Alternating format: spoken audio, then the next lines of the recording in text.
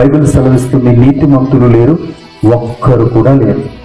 మనిషి ఎంతైనా డబ్బు ఇవ్వగలడు సాటి మనిషికి, మనిషి ఎంతైనా సహాయం చేయగలడు సాటి మనిషికి ఎంతైనా మాట సహాయం చేయగలడు, ధన సహాయం చేయగలడు, నేనున్నాననేటువంటి భరోసాను ఇవ్వగలడు. కానీ సాటి మనిషి యొక్క పాపమును మనిషి క్షమించలేడు. మరి మనిషి యొక్క పాపమును ఎవరు క్షమించాలంటే పరిశుద్ధుడైన దేవుడే క్షమించాలి.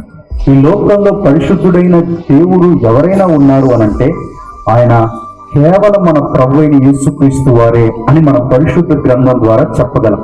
ఆయన పరిశుద్ధంగా జన్మించాడు, పరిశుద్ధంగా జీవించాడు, తన పరిశుద్ధ రక్తాన్ని ప్రజల యొక్క పాపముల కొరకు చిందించి ప్రాణం పెట్టారు. గనుక ఆయన రక్షకుడిగా ఈ భూమి మీద ఉన్న ప్రజలందరూ గుర్తించారు. కనుకనే Christmas it's not a local festival, it's a global festival. దేవునికి స్తోత్రం. మీరు ఈ క్రిస్మస్ సీజన్ ప్రపంచంలో ఎక్కడ చూడండి, ప్రతి చోట క్రిస్మస్ ఫెస్టివల్ జరుగుతున్నాయంటే కారణం ఏంటో తెలుసని, ప్రపంచ ప్రజల పాపముల నుండి రక్షించడానికి వచ్చిన ఒకే ఒక్క రక్షకుడైన దేవుడు ఆయనే మన ప్రభు అయిన యేసుక్రీస్తు. గనుక ఆయన ఈ భూమి మీద వచ్చిన కారణాన్ని మనం జ్ఞాపకం చేసుకుంటూ ఇలాంటి సంతోషమైన క్రిస్మస్ సెలబ్రేషన్ జరుపుకుంటున్నాం. ప్రభు యొక్క శాంతి, సమాధానం, సంతోషం మీ అందరికీ సదాకాలం ఉండను.